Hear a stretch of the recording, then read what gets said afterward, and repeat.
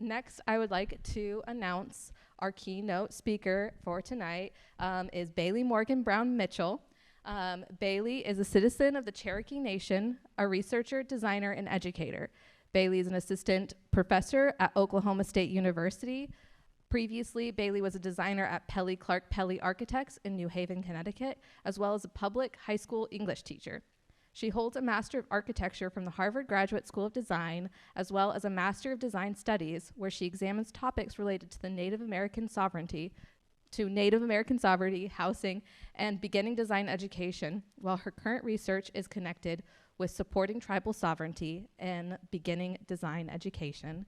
And before I pass it over, I just want to call out that Bailey is here as part of our Spatial Justice series put on by our Spatial Justice Fellows, YT and Malu. And we have a bunch of really killer lectures that are coming up, starting off with the 21st, Anna Valderman. And then the 23rd is Millie Rodier. And then Garnett Codigan on the 28th, Adam Thibodeau on the 29th, Rana Abu Ghanem and Mohammed Naheli and on the May 7th, and then Anya Sirota and May 12th, and EBI Briggs on May 14th. And I really hope to see you guys there. I'm sure they're going to be incredible. And I will pass it over to Bailey now. Thank you.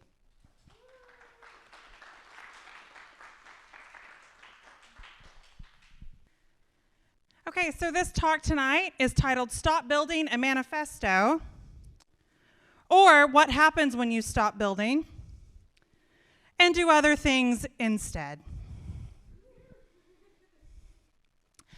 Tonight, there are 3 threads that I'm trying to weave. I'm assuming in our audience we have faculty, students, and then this idea of spatial justice that I'm hoping permeates the talk. There will be some comments more directed toward faculty to faculty, and then things very much directed towards students. Hopefully establishing a woven story where the through lines are clear but not too clear. This is me. I'm in the center here. I grew up thinking that I didn't know about architecture, but I knew I wanted to build things, so I thought I wanted to be a construction worker. So this is me on career day in, I believe, 3rd grade. The girl on the right is an aerospace engineer, works for Boeing, and the girl on the left is almost a beauty queen. She's an influencer married to the radio show host Bobby Bones. We've all had very different paths from our small town Oklahoma roots. This is the Cherokee Nation gift shop. This is about 10 minutes from my home in Oklahoma, where I grew up on my family's tribal allotment land within the Cherokee Nation. This is a collage that I made some years ago now, probably 6 years ago, that attempts to capture a little bit of home for me, the conflicts about indigeneity and being native and living in the Cherokee Reservation, while also having Friday Night Lights, small town Oklahoma going on at the same time. Tonight I'm going to talk about 4 phases. 1, building in practice. 2, a pivot point into not building. Then we're going to talk about other things and current things. So let's start with building in practice. Also, if I lose my breath, I am 6.5 months pregnant, which is wonderful. But recognize that it's easy to lose all of my gumption at moments. Okay. This is my take a breath and take a drink of water slide.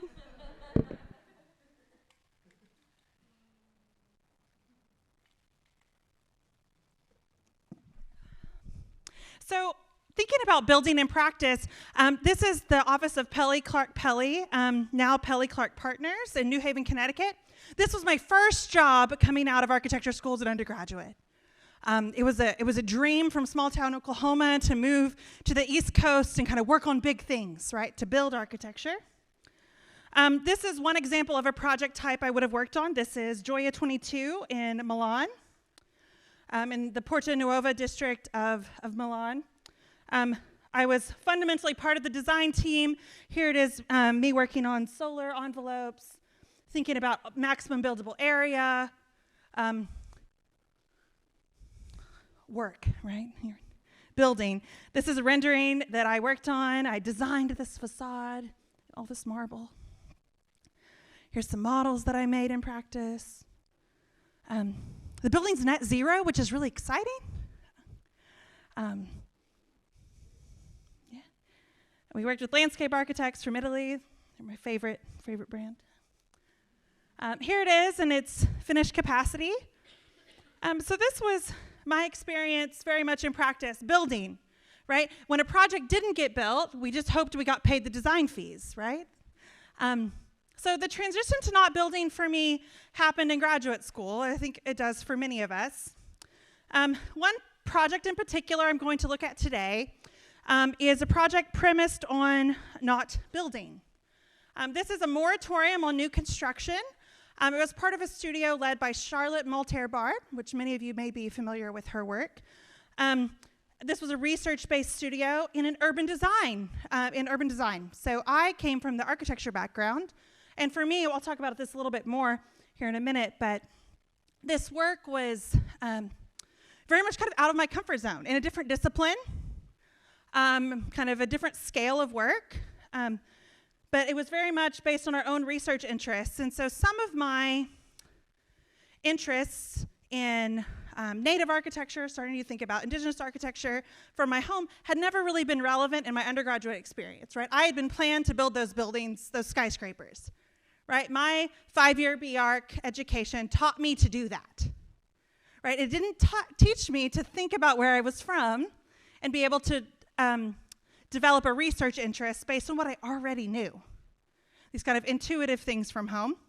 And so those interests led into this project that I'm going to talk about for a few minutes. This is some of the early research looking at the U.S. Census population map of 1880. And what this clearly shows is that Native American citizenship was not currently in place. Right, we have the gaping hole that is Indian Territory of Oklahoma, what is now Oklahoma. And then we have the unassigned lands, which were open for white settlement in the center of the state. This project takes on those unassigned lands, really thinking about new spatial protocols. So these are those unassigned lands, the Oklahoma country and Indian Territory. Anna Maria Leone writes that the Jeffersonian grid abstracts territory and elides the violence involved in this operation. Through a formal move right out of his architectural toolbox, Jefferson mobilized the grid in order to claim possession of the land before settler occupation. The grid enabled and authorized possession. So this kind of critical look at the Jeffersonian grid and kind of a rethinking of spatial logics or spatial practices in the unassigned lands led to some additional research here. Many of you may be familiar with the idea of the land run. In Oklahoma, we have small children reenact the land run of claiming your land in Oklahoma Territory.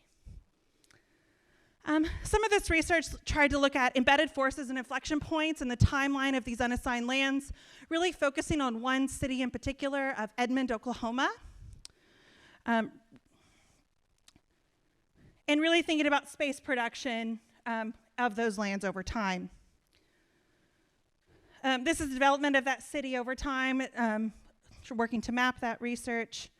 Thinking about a regional map of today and the way the city operates. This is thinking about existing grids and the political economy of the space, primarily looking at oil production and the construction industry as two commingled entities. This was a drawing attempting to capture the existing conditions of kind of a microcosm of the city, contemporary development patterns on these unassigned lands. While this diagram was really working to understand the contemporary suburban house that really dominates the space there. What this resulted in was a moratorium on new construction, and that was the premise of the studio, right? I'm very much following the pedagogy of the studio here. To stop construction and then do what? Do something else, right? And this, for me as an architect, was really a big pivot. Like, what do I do if I not build? If I don't build, what am I doing? And what that became is a much more legal-focused project. So this project really looked at what are the legal mechanisms of redefining this space. So one of those mechanisms that I researched and discovered was the referendum process for the state of Oklahoma. This is a bit unique for state legislative bodies. Anything can be put on the ballot to change the state constitution if you have 15% of voter signatures. Let me say that again. With 15% of voter signatures, you can change the Constitution. Most recently, the example has to do with medical marijuana, but that's outside the scope of this research. What developed from much of this research was a political action plan, and this was me trying to understand how could this happen? What is a speculative legal framework that I can think about as a designer that could operate in these unassigned lands? And what that created was we start with a referendum. We get the vote, right? Whatever means that happens, kind of beside the point. We work to establish a cooperative reservation land. I even gave it an acronym. A CRL would be established. A cooperative reservation land in which there would be no displacement of existing residents, no new construction allowed, property lines would be illegalized, and those cooperative lands would be ran by a tribal cooperative council, another acronym, a TCC, made up of the tribes in the area. And we would have a grants and consult model. Municipal incorporation would be ruled unconstitutional. Zoning would be illegalized, and ultimately would end up with a new protocol for sovereign suburban space in which new forms of land use were probable and possible. You'll see those here. Fluid space having to do with water, prairies and pollinators having to do with contested spaces, rangelands for the American bison and other, I'll just let you look at it for just a second. Structured spaces, really thinking about pavilions, tree canopies, starting to develop an ambiguous space, thinking about corn, beans, and squash, the three sisters, thinking about test plots of land, herbs and elderberries, kind of everything in between. And this action plan quickly developed into what became a speculative land use plan or a counter master plan, in which I kind of got to go back to some of my architectural, I'm thinking about drawing, right? I may not be designing something, but I'm drawing. And I'm thinking about, I'm designing a political system and I'm drawing, and that's about all I got. I'm not building anything, but I was building knowledge here. Notice all the suburban houses still around. No streets. That was a big point of debate. Do we keep the streets? I said, no, we don't keep the streets.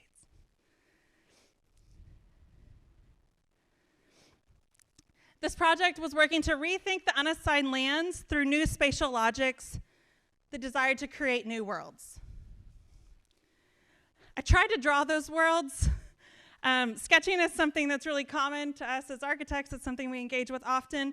Very rarely is a sketch a final deliverable for a review, but here we were, and really starting to think about how these spaces could exist.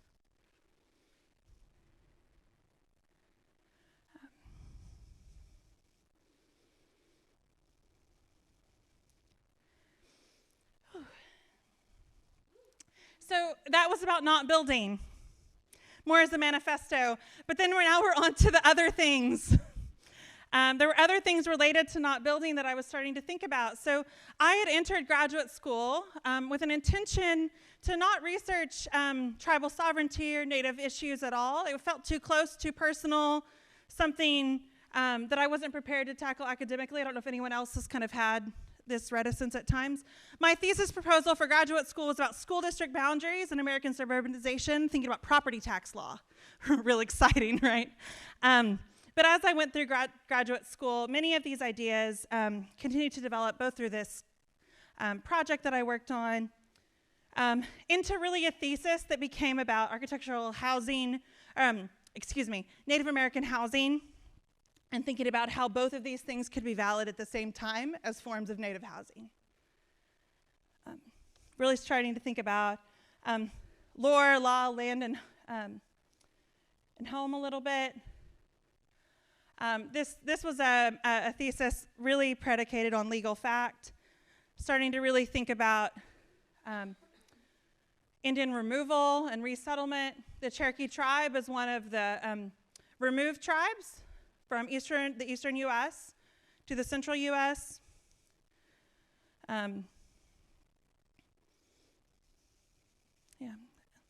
A lot of property tax information in here.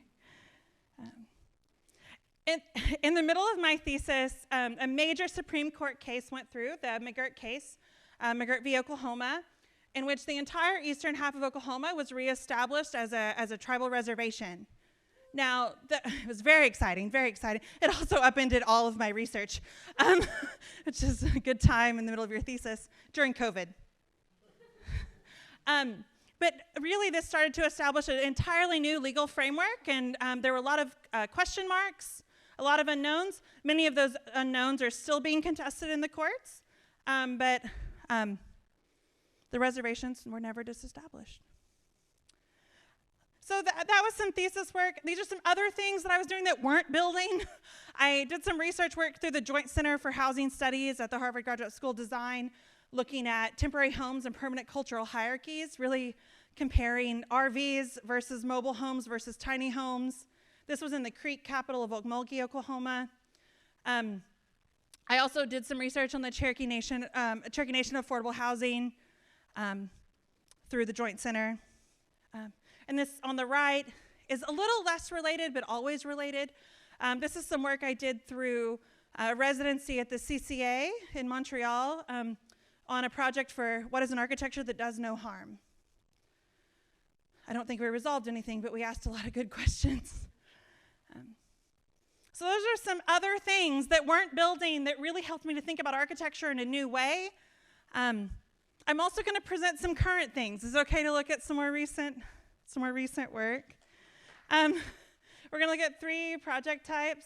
I primarily teach undergraduate design studios in beginning design, first and second year. And one of the things that may resonate for the faculty is at times teaching beginning design can be a limiting frame for exploring additional research interests outside of scholarship of teaching and learning. And so these 3 projects are me trying to develop a research agenda within a very tight curriculum that's very well coordinated, which I really appreciate. Right? I always know what my students are going to know in the next studio. I know what skills they're going to have, right? But an ability to kind of inflect your own kind of research interests within a team teaching model doesn't always come to a head. So this is a project for 18 row houses. This is me working to address sovereignty in the beginning design classroom.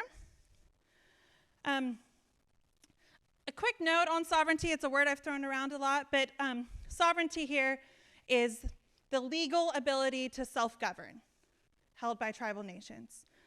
And so full sovereignty is held within the reservation boundaries, and only partial sovereignty follows you outside those boundaries. Oklahoma is a very unique condition in that state and tribal sovereignty are in what's called a checkerboard, in which legal property ownership occurs in a very disparate way. This project was looking at Tahlequah, Oklahoma as a potential site of architectural intervention for these row houses. This is downtown Tahlequah. This is the Cherokee Nation capital, the traditional Cherokee Nation capital, which is now a museum. We'll actually see more of this building here in a few minutes. The students in this project, I had 18 students. They were all building their own row house. It was a very typical project type. Everyone in the studio in a team teaching model, all 100 students were designing a row house. My 18, we specifically cited them in Tahlequah for Native artists. That was our premise. We did a bit of a deep dive in this section on the Dawes Commission and allotment across the state of Oklahoma. For those of you who aren't familiar, the Dawes Act was a legal act that forced property ownership outside of a communal model onto Native people. If you ever think about allotments are part of this language, the Dawes Commission is the arbiter of that. This is the Cherokee Freedmen camped at Fort Gibson. Kind of in the midst of allotment. So we were looking at the past with this section, really thinking about what these row houses, how they fit in with the past, and then also thinking about the present. Many of the students had, although we were very, very closely located to the Cherokee Nation, many students were very unfamiliar with the current practices. This is an example of one of those current practices. The Cherokee Nation has the only tribally affiliated medical school in the U.S. They just graduated their first class. This is Chief Chuck Hoskin Jr. speaking about that healthcare program. So my students did this kind of deep dive into history. We talked about inflection points throughout history that might be relevant to them. One of the things that was really important to me was for students to keep this research as deep as possible. I said, if you can find it on Wikipedia, we're not there yet, as a heuristic. Good place to start, not a good place to finish. And so what we did is a student chose a very specific aspect of Cherokee culture and really dug into the research in that way. One student just looked at Presbyterian churches in the Cherokee Nation.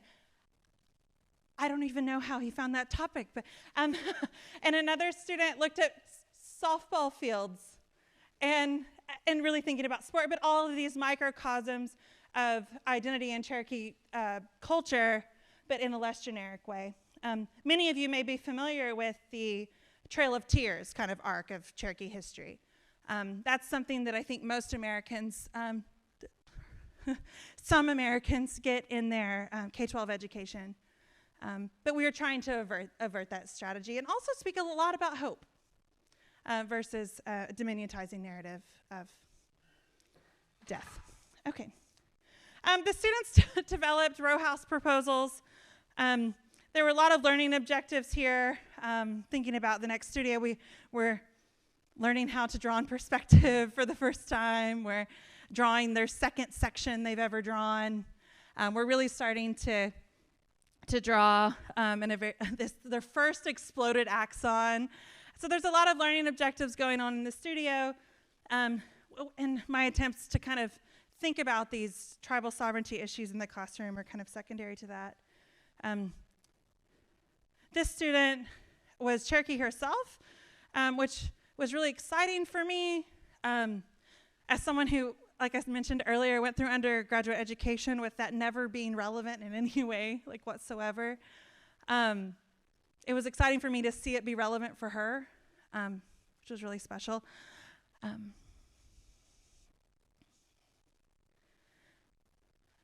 One of the takeaways from this project before I move on, I chose a site and a program, but otherwise it was the same project that had been taught for 15 years. I chose the site and the program, but otherwise it was a project that had been taught the same way for 15 years.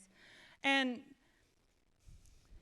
one of the things I left this project with was a dissatisfaction, not in the student work. They met their learning objectives. They were moving on to the next studio. All was well. But I was quite dissatisfied with the idea of program and site not being enough. Right? That wasn't enough of an idea to think about Native issues. Just because a student made a basket weave skin on the project was not enough for me. Right? There was something that was missing, and that is something I've been trying to address that I'll talk about here in a little bit. The second project is looking at historic structures. These are two structures we'll talk about. They're listed in the Historic American Building Survey. They're Cherokee Nation structures. A big takeaway here, you don't have to design anything. We're going to learn from some photographs. So again, this was a different crop of students. We're really trying to think about what is contemporary Indigenous sovereignty. I introduced ideas of governance, sovereignty over healthcare, citizenship, and really talking about historic structures and historic preservation with the students. Well, we also looked at ways that history is retold and retooled within the nation, thinking about museums, films, storytelling, and TV. These students are a very strange group. They're a selection of honors students in the first year. We have what's called a 1-hour add-on to Studio One, which means I meet with the students once a week, and it's almost a seminar, almost a workshop, not a studio. It's a very undefined class, but it has become my place of like an experimental playground to really think about ideas related to these issues. So for this project, we looked at 2 buildings. We looked at the Cherokee National Capitol, seen on the left, which we saw in plan earlier in the presentation, and the Cherokee National Penitentiary on the right. 2 buildings built in the 19th century, in the early 19th century, post-removal. So these are post-Indian removal in the new capital of Tahlequah, Oklahoma, but they're pre-Oklahoma statehood. So this is very much the establishment of a new home. Right? We have a capital and we have a prison. So thinking about what the students were working on, there was a very skill-based, kind of exploratory arc to this course. The students here are working on building things in Rhino. Right? Basics of 3D modeling, thinking about form and how things aggregate. The Boolean union command was very important here. But we're also working with indigenous buildings, right? Very much like not pushing them to the outside, but we're pulling them very much into the inside of learning a very technical skill. The students then made unrolled surface models of those projects. So again, quite technical here. I think they're really fun as an image. Most of these were a disaster and they had to remake them. Speaking of. So these were their draft models, really thinking, how do I unroll and re-roll? While we're doing this is kind of one exercise every week, kind of a slower model than what a studio would be.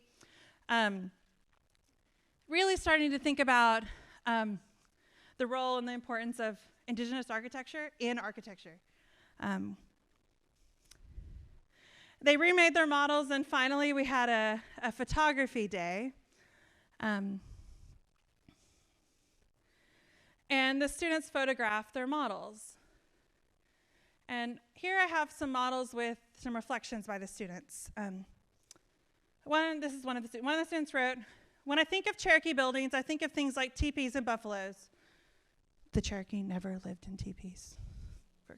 The Cherokee National Building was nothing like this. Cherokee architecture can be whatever it wants to be and does not have to be defined by our expectations." You want to talk about a learning outcome? I was so excited, right? This is tribal sovereignty in a nutshell, right? The tribe can do whatever it wants outside of anyone else's expectation. And for a student to leave a photograph of a model with that in mind, I was thrilled. Here's another. "By abstracting the Capitol, I unintentionally revealed its essence." Oh, this is a freshman. Honor student, but wow. "Not just as a building, but as an idea, a testament to the endurance of a nation." It's exciting. "The project reminded me that architecture is about the stories it can tell and the new worlds it can inspire or create." How cool. "Indigenous architecture has the potential to be part of a more creative, imaginative world full of possibilities." We didn't design anything. We went through 4 weeks of building something in Rhino, unrolling a model, re-rolling a model, and then photographing it. But on the other side, I feel like in a world of aiming for more spatial justice, there was a huge learning outcomes happening in the classroom, and I was really excited about it.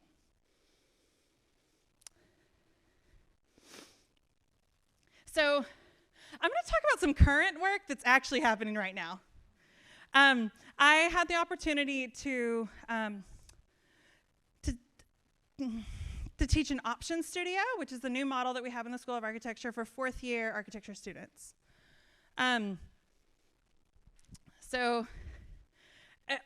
Talking about there being kind of maybe some student through lines, some faculty through lines here. For the faculty, this was a studio I took on outside of my workload model. in addition to my typical workload model. But it's really been the way that I've been able to explore some of these ideas. So I'm going to actually read this. I try not to, but I think it's important here. The studio, Super Roof, Architecture of Native America, considers the contemporary spatial realities of Indian country by proposing spatial interventions on a site adjacent to the Cherokee National Museum in Tahlequah, Oklahoma, the capital city of the Cherokee Nation.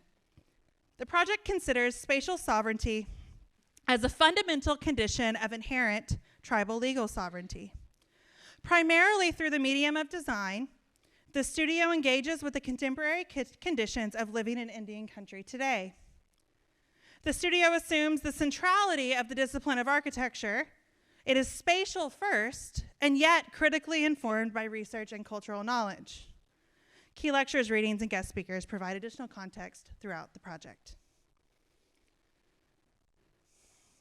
Here's our site. There's very much an intention for the studio to be about contemporary indigeneity, not a primitivized model. There's a clear kind of push in the studio that Native people are people of the sky, not people of the earth, not only people of the earth. And the students work in pairs. The project that we're working on currently scales up 3 times. Students start at 1 to 200, a 16th. 1/16 of an inch equals a foot. Students have a very limited set of deliverables. They're creating a paraline drawing, a plan, a perspective, and a physical model. That perspective is actually just a model photograph. So those two go hand in hand. Students work on that for 5 weeks. And then phase 2 is program inputs, in which we double in scale. Really, again, with that limited, exact same list of deliverables. And then the last phase, we double in scale again. So we go from a 16th to an 1/8, and now we're at a quarter. 1/4 of an inch equals a foot. The first phase of the project was me attempting to think through these spatial logics and some of these frustrations that I had in only a research-based, like I wanted to design in kind of the research studio I'd done in graduate school. I made an image, right, and I made a legal frame.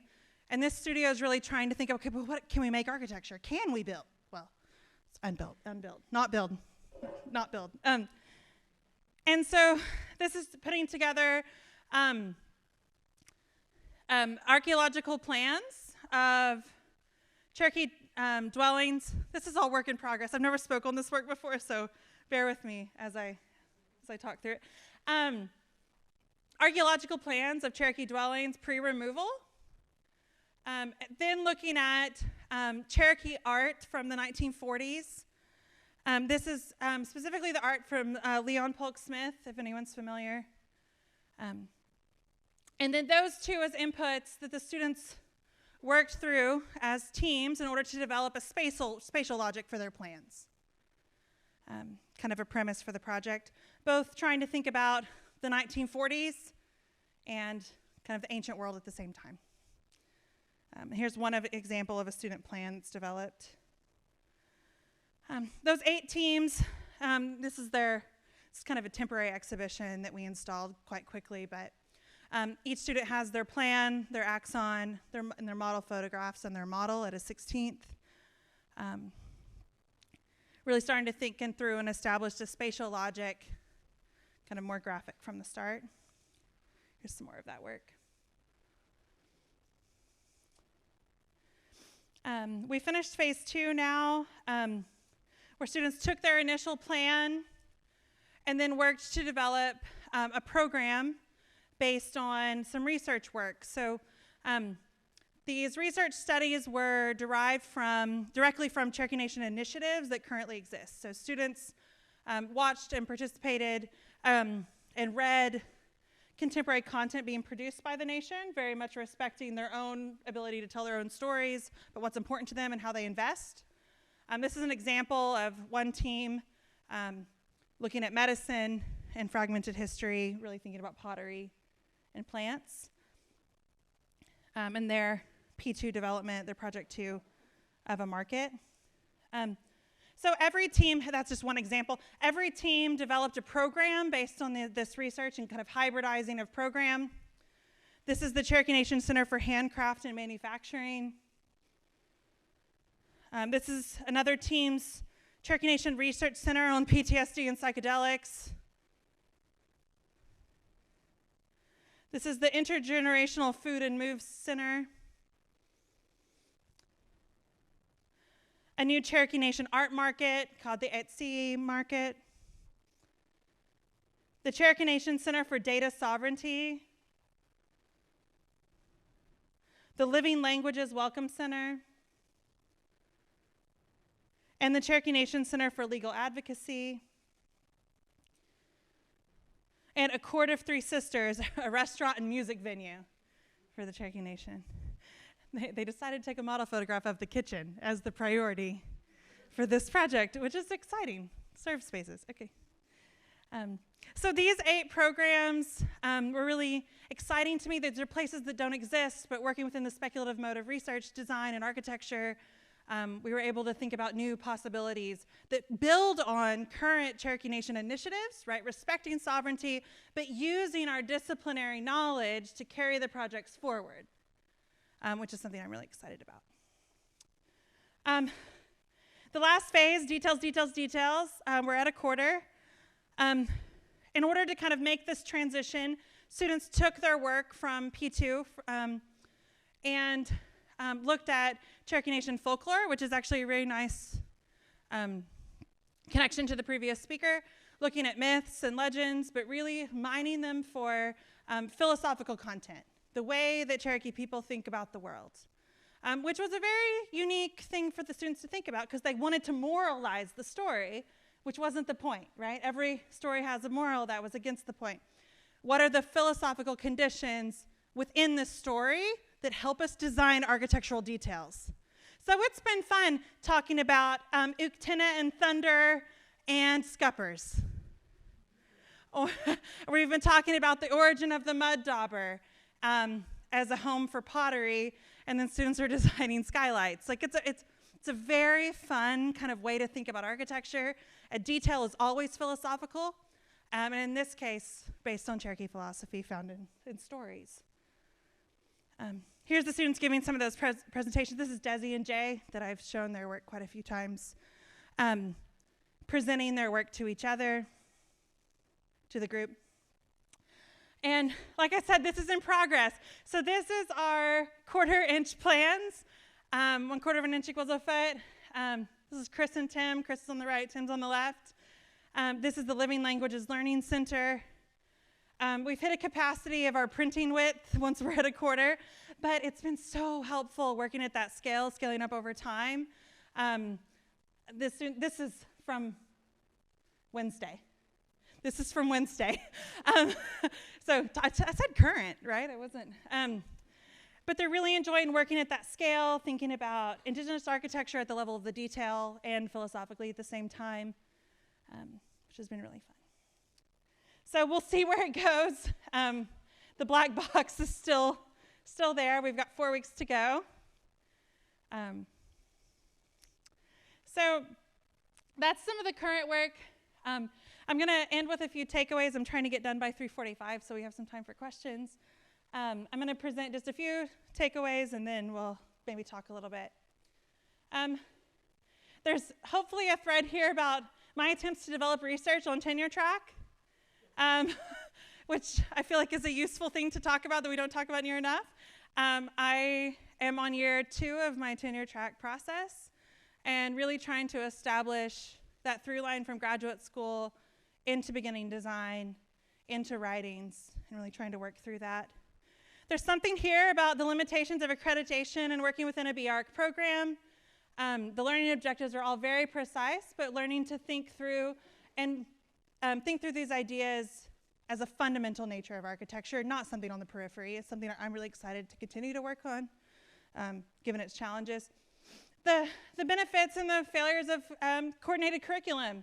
I absolutely love everyone I work with. We work in a team teaching model. We rotate and teach every student in every studio. So in first and second year, we have 100 students There's 6 of us faculty, and we rotate every 2 or 3 weeks to a new section, and we work with every student. And I absolutely love that. It makes us coordinate a ton as faculty, right? We talk every week about what our plans are, how students are doing. It's a great working model, but it also means that there's a little bit less autonomy in terms of your own kind of research interests in the studio. So trying to do both, something I'm always working on. For the students, some takeaways. I encourage you to work within and without your discipline. The switch to stop building happened when I kind of got pulled into urban design, really working at a scale and kind of a scope that I really wasn't used to. And that was really good for me, but also now being able to think back within my discipline about those same ideas, that oscillation I think is really beneficial. I know that you all have a lot of different disciplinary entanglements here. My students are structural engineers and architecture. That's who I teach in the studio. And so we kind of have that within and without the discipline going on. But I encourage you students to switch back and forth. Students, where you're from matters, right? The knowledge that you implicitly hold, the places that you know, the things that you know are valid forms of architectural inquiry. What you know matters. What you know from where you're from, what you know outside of architecture has fair game in architecture. This discipline helps us think through so many things, but also there's so many topics we can pull in that aren't even yet here yet. That aren't even here yet, right? We can bring in what we know. And to think about spatial justice a little bit, one of the things, program isn't enough.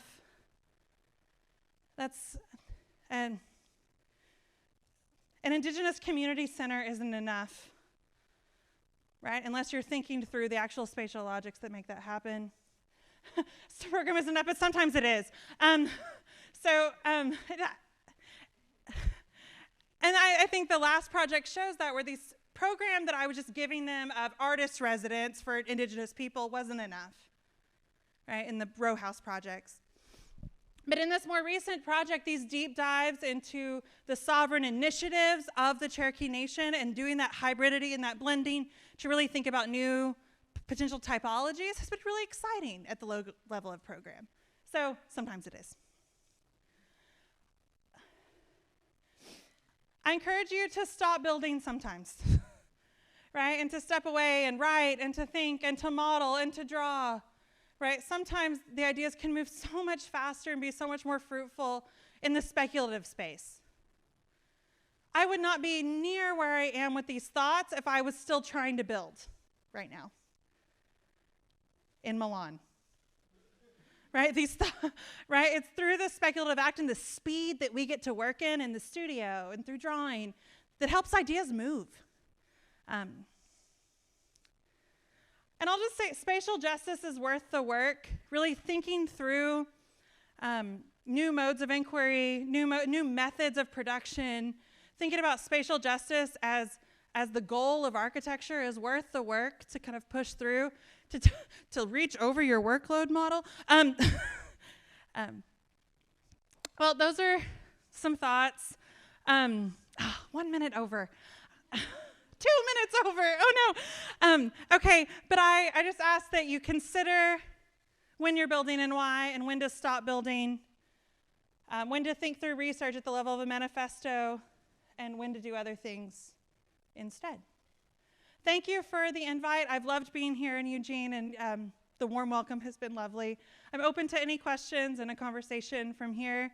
I don't know the next phase, but okay, great. All right. Thank you.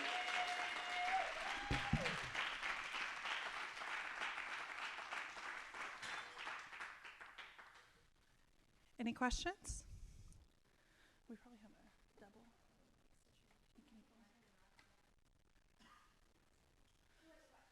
Or I ask my students, questions, comments, jokes?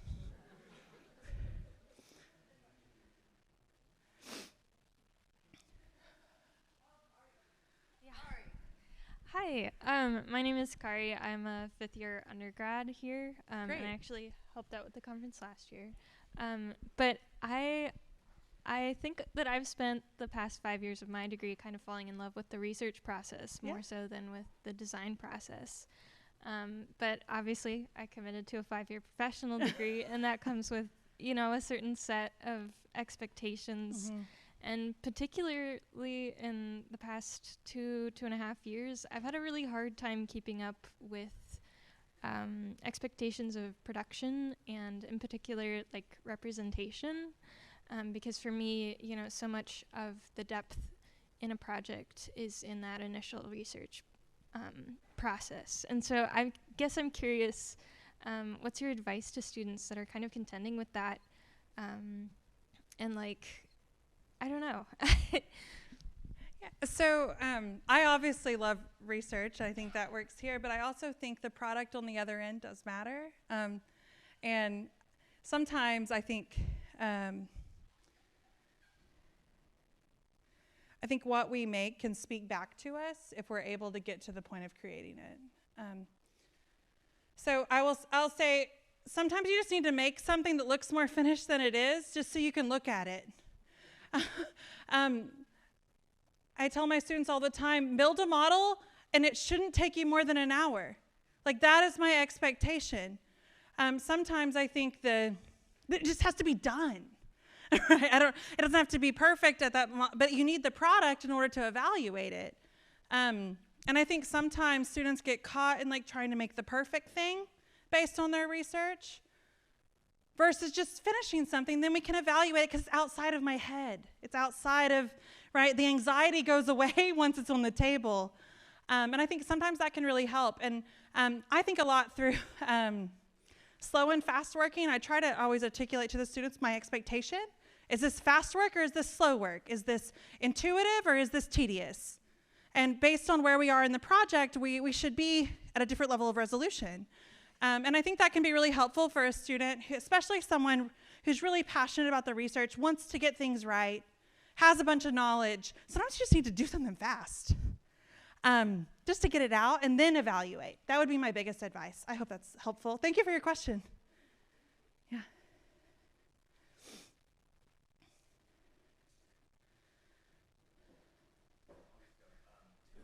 What's one thing you've learned about the Cherokee Nation that sort of stuck with you after starting on this project? One thing I've learned about the Cherokee Nation since working on this research work,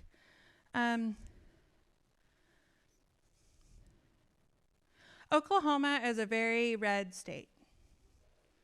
Okay, it just is a fact. It's a very red state.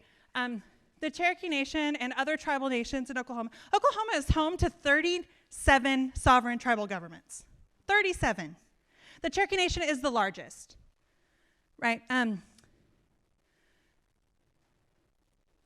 Can I tell us with an anecdote? Yes, I think I can. Okay, the governor of the state of Oklahoma turned down federal funding for free lunch for students across the state last summer. Okay, he and the superintendent of public education turned down federal funding to feed students during the summer. The Cherokee Nation only has sovereignty within its reservation boundaries, yes. The Cherokee Nation just chose to be the arbiter of a federal grant to feed not only their citizens within the reservation, but also every other person living in the nation, every other student. There's always a geographic overlay. There's always a spatial overlay to where power starts and stops with tribal reservations.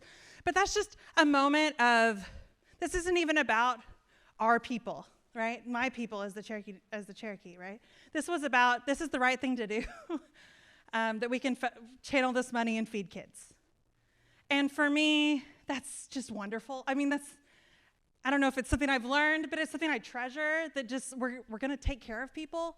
That's something that's part of Cherokee philosophy throughout time, just taking care of those that need help. And I think that is something that I really value and I really learn from.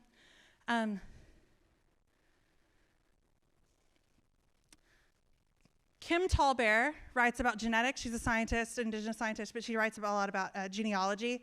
Her writing isn't necessarily about the Cherokee Nation, but it's a great thing to learn from, thinking about blood quantum, which if anyone wants to go down that rabbit hole. That's a good reference. I don't know if that's helpful. Claudio Sant is an author who writes a lot of just history of Native people. And that's a good kind of learning resource. I know that's not where your question was, but those are two great resources.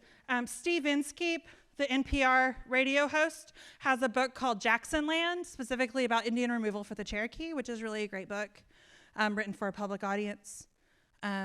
Those are all resources I cite and kind of look at kind of outside of architecture. Yeah.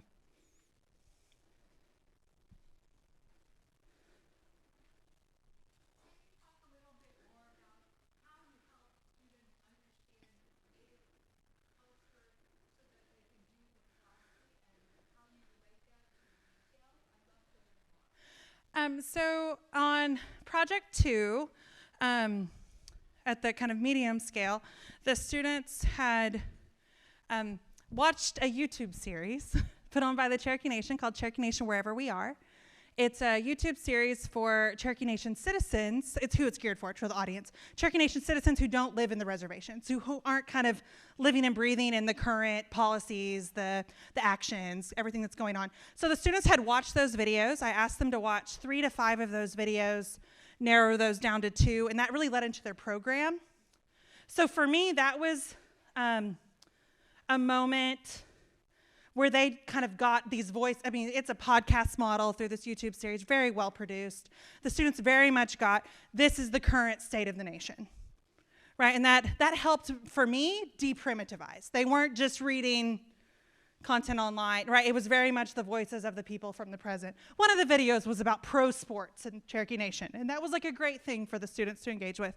Now, for this next round, we started looking at the folklore, and it was a challenge for them. My students are not, they're undergrads, they're not well versed in literary analysis. But what we tried to do through conversation was really pull out ideas pertinent to the story. So one of those was natural consequences over punishment.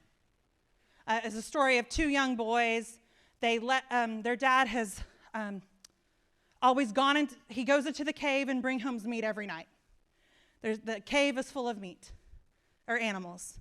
Well, the boys go and they want to be like their dad. They roll the stone away from the cave and all the animals escape.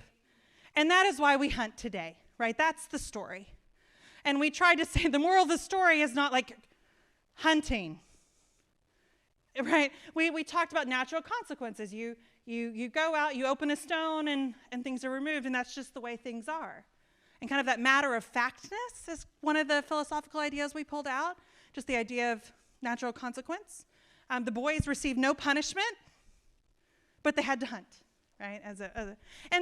To that level, thinking about, okay, what is a column detail that looks like it's of natural consequence?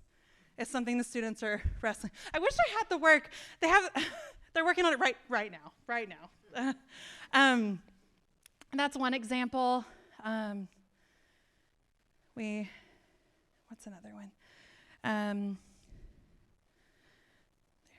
I think does that help? Okay. So really trying to pull those out, really trying to demoralize, but really just think about, okay, what are some fundamental philosophical ideas about the way we live in the world, an epistemological kind of beginning. So, yeah.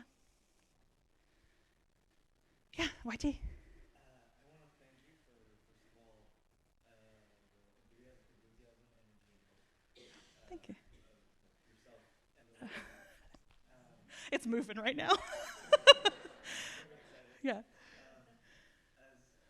as a spatial justice scholar, I've been struggling with the word justice a lot. Mm-hmm. And so trying to understand, especially because the currency of injustice feels really different than the currency of justice, where we also talk about justice in terms of prevention, Mm-hmm. stopping Mm-hmm. injustices, and then also of third-party discipline things as well. Mm-hmm. So I was curious about how you define justice, how you see justice and it also relates to the practice of architecture, Mm-hmm. and where you see that going. And Mm-hmm. yeah, a more generic question on what is the word justice. Okay. The question is, what does justice mean? With some very beautiful commentary otherwise. To me,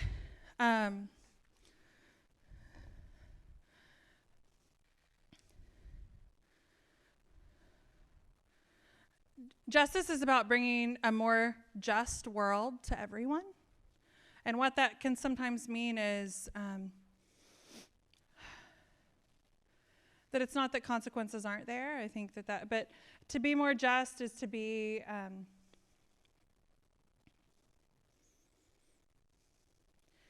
willing to have mercy for people. I think hope is a big part of that. I just talked a little bit about natural consequence, and I think much of justice is related to natural consequence and being able to acknowledge those things and to live through them. I'm not doing a very good job of defining this. I'll talk about injustice for a second. In the intro, where I taught public high school for a little bit. I taught freshman and sophomore and junior English, which was wonderful.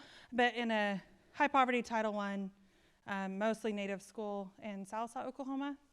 And when I was teaching I taught high school after I had already done architecture. It wasn't a flipped.